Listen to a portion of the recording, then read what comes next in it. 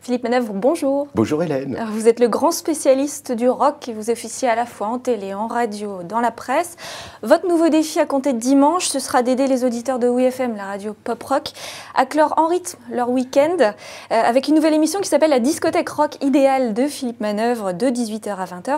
Alors, à quoi doit-on se préparer? À un concentré d'anciens grands tubes ou à une playlist d'inédits, de raretés Alors, il faut vous préparer à réécouter du vinyle. Voilà, c'est ça le concept de l'émission. C'est une émission 100% à base de disques en plastique noir. Vous savez, les vieux 33 tours, les petits 45 tours, et même si on en trouve des 78 tours.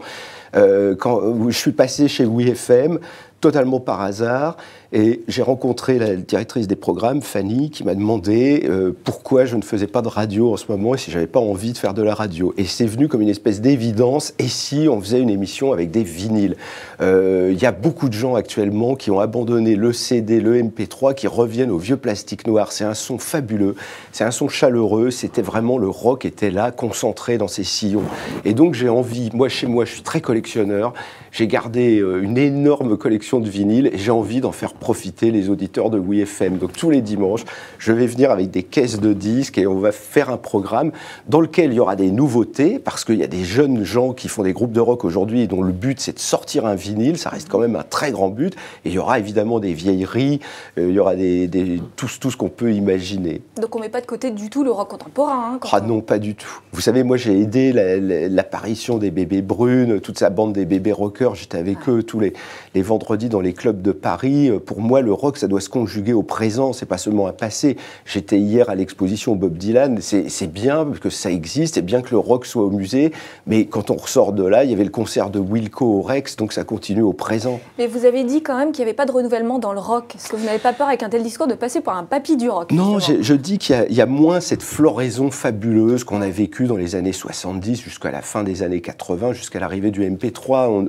Moi, je suis à Rock et Folk, rédacteur en chef. Je reçois en ce moment plus de livres que de disques. En ce moment, c'est une période où on intellectualise le rock, on regarde ce qui s'est passé. Mais la nouveauté est très difficile. C'est très difficile pour un jeune groupe de signer aujourd'hui. Si on prend les jeunes groupes signés sur les majors en France, ça remonte à 2005, la dernière fois qu'il y a eu une signature. Vous aviez travaillé sur France Inter dans les années 80, oui. Vous aviez fait un passage sur RTL également. Pourquoi avoir choisi WeFM pour faire votre retour sur les ondes, qui est une station un peu moins puissante? C'est une radio 100% rock, et c'est ça qui me plaît. En plus, WeFM fête ses 25 ans cette année. Ils font exactement le même travail que Rock et Folk, qui sont tous les jours au chevet du rock, et ça se passe bien. Et pour moi, c'est très agréable, parce que après la Nouvelle Star, évidemment, j'étais super médiatisé, j'avais une aura médiatique, tout le monde m'aimait, on me voulait partout, et on me proposait sans arrêt de faire des choses décalées, où je viendrais en perfecto interviewer un homme politique ou un autre. Ça ne m'intéresse pas du tout, et j'ai pas du tout envie de faire ça. J'ai envie de faire de la musique rock pour les rockers. Donc la station WeFM, pour moi, c'est un idéal, c'est formidable. Et alors, côté presse, depuis 1993, vous êtes à la tête de la rédaction de Rock and Folk, oui. Le mensuel dédié au rock.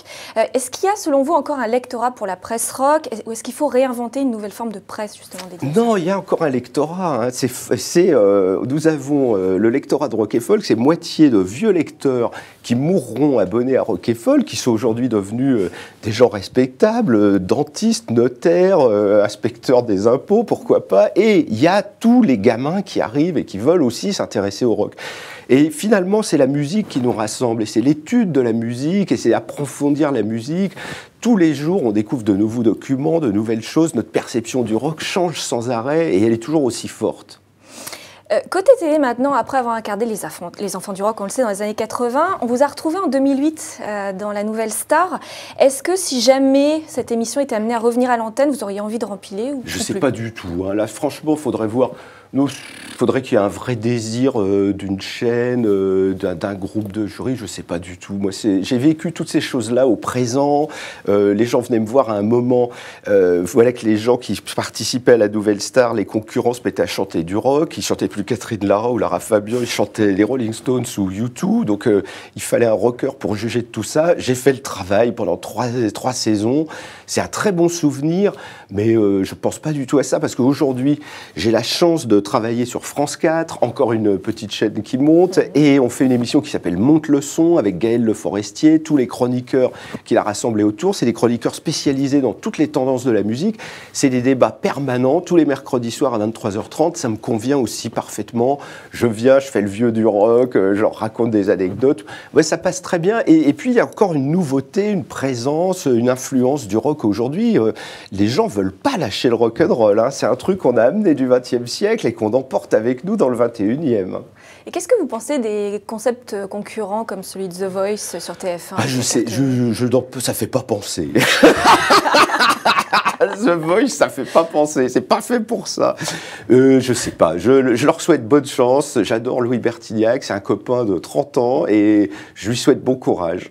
Très bien. Bah, écoutez, merci beaucoup Philippe Manœuvre. Une Merci, dernière question Hélène. juste, qu'est-ce qui vous fera enlever un jour vos lunettes noires ? Rien, personne. Je continue avec, c'est mon look cocotte, je le garde. Bah, merci beaucoup. Merci Bonne journée à et vous. bon lancement alors, dimanche sur Merci. WeFM de 18h à 20h. Et autre chose, je reviendrai tous les matins sur WeFM à 8h15 pour présenter Un jour un vinyle. Je leur mettrai un peu la pêche avec un vieux 45 tours de derrière les fagots ou un tout nouveau 45 tours qui claque bien. Très bien, merci beaucoup. Merci à vous. Bonne journée. Et nous, on se retrouve demain pour un nouveau Buzz Média Orange, Le Figaro. Merci.